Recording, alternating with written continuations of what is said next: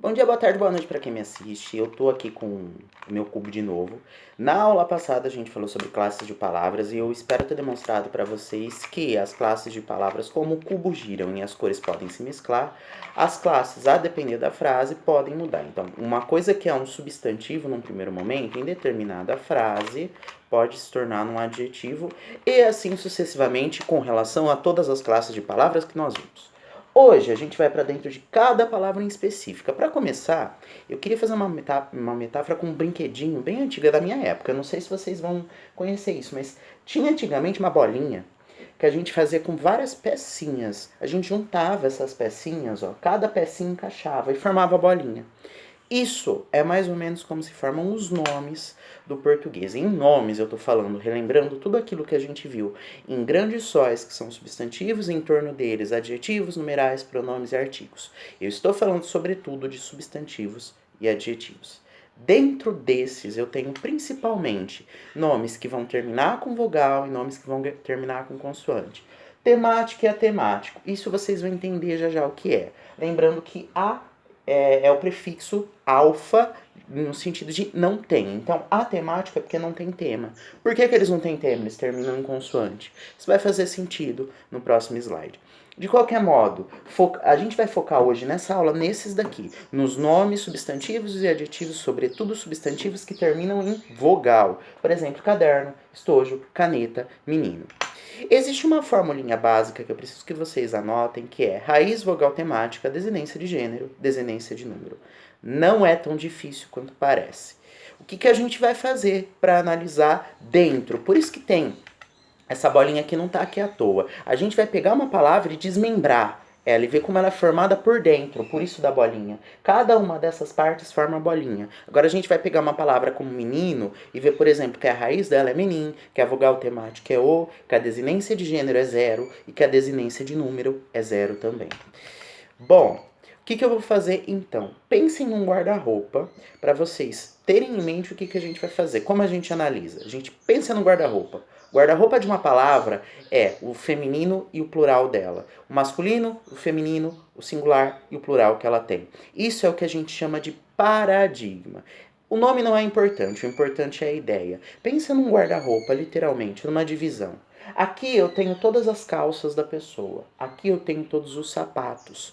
Num conjuntinho da palavra menino, eu vou ter todas as realizações possíveis dessa palavra. O singular menino, o plural meninos, o feminino menina e o feminino plural meninos. Meninas, desculpa. Da mesma forma em garoto. Esse conjuntinho aqui, esse paradigma, essa parte desse guarda-roupa da língua, eu vou ter se realizando como garoto, garotos, garota ou garotas. Aluno, essa divisória vai poder se realizar como aluno, alunos, aluna ou alunas.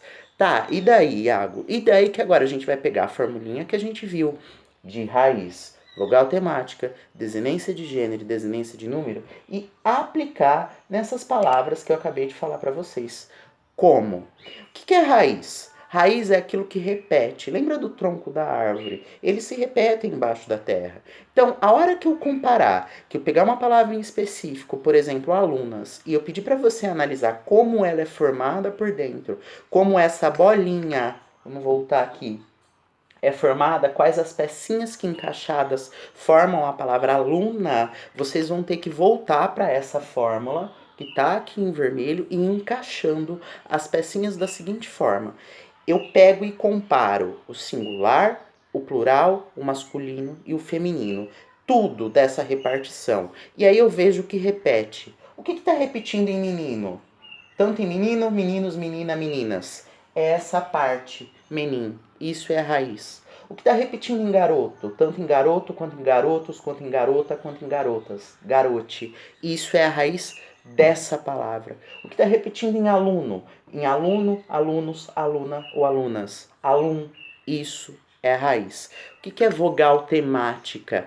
Por isso que eu falei que existem nomes temáticos e atemáticos. É a vogal do tema. É a vogal com a qual essa palavra termina. Qual a vogal temática de menino? D. O. Ela acaba com o. Qual a vogal temática de caneta? Um A. Qual a vogal temática de estojo? O final. Qual a vogal temática de caderno? Esse O. Isso é uma vogal temática. E ela cai quando a gente for formar o plural e o feminino. Anotem isso no caderno. Toda vogal temática cai quando eu formo o feminino e o plural. Por que isso é importante? Vamos analisar. Quando eu pego a palavra meninas, o que eu tô pegando? Vamos lá, de novo. Compara. Menino, meninas, meninos, menina, meninas. Quando eu pego essa palavra, eu tenho a raiz menin, mas qual é a vogal temática de menino?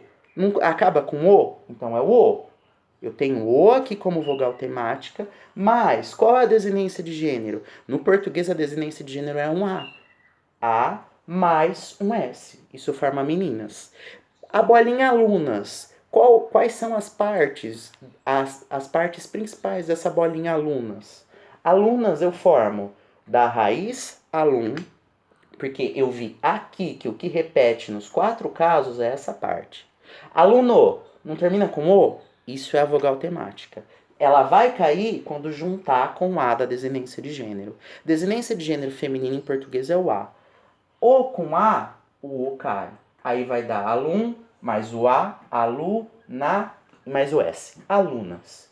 E garotas, como é que eu formo essa palavra? Eu pego o que repete dentro desse paradigma, dentro desse conjuntinho. O que está repetindo em garoto, garotos, garota, garotas? Garote. Isso é a raiz.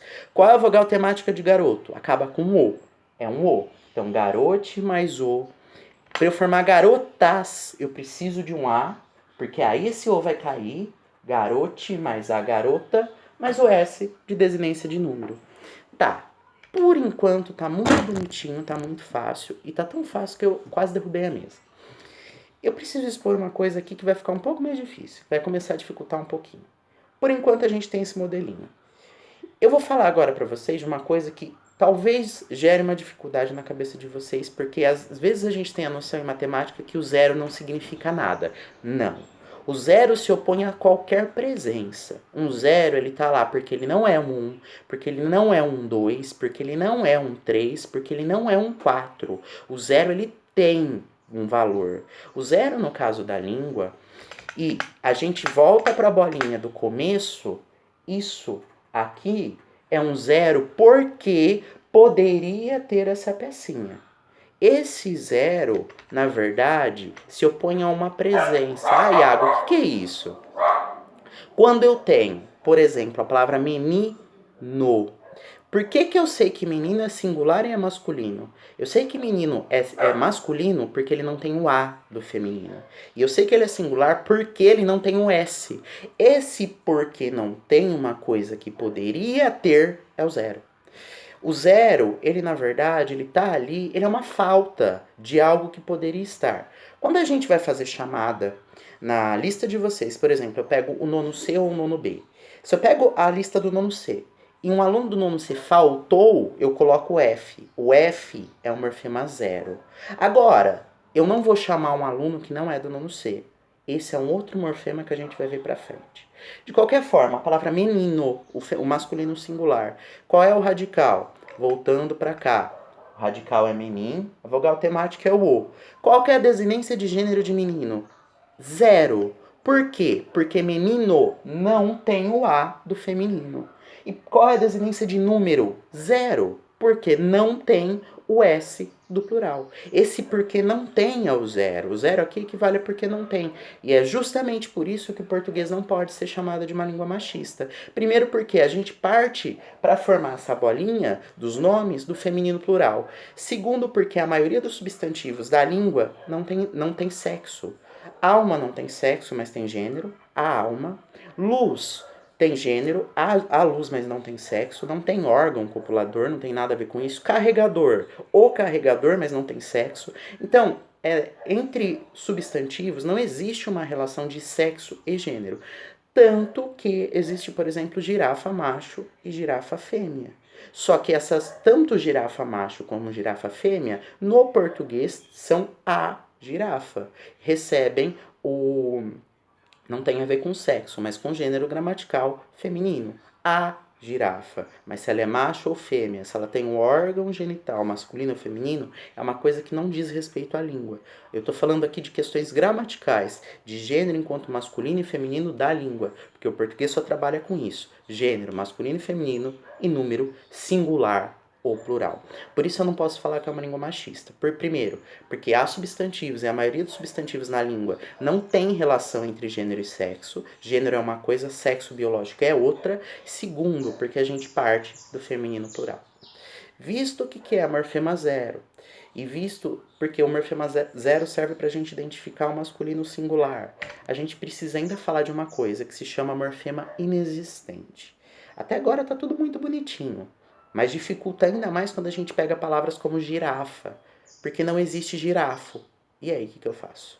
Vamos lá, vamos de novo. No paradigma, no conjuntinho de girafa, eu tenho girafa, girafas. O que repete aí? Girafe. Vogal temática. Essa palavra termina com uma vogal? Termina. Então ela tem um tema, que é a raiz mais a vogal temática. A última vogal é o A. Beleza. Achei a raiz, achei a vogal temática. Qual é a desinência de gênero? Ela não existe. Por quê? E aqui é uma diferença. Não é um zero, porque o zero se opõe a uma presença que poderia existir. Ela não existe.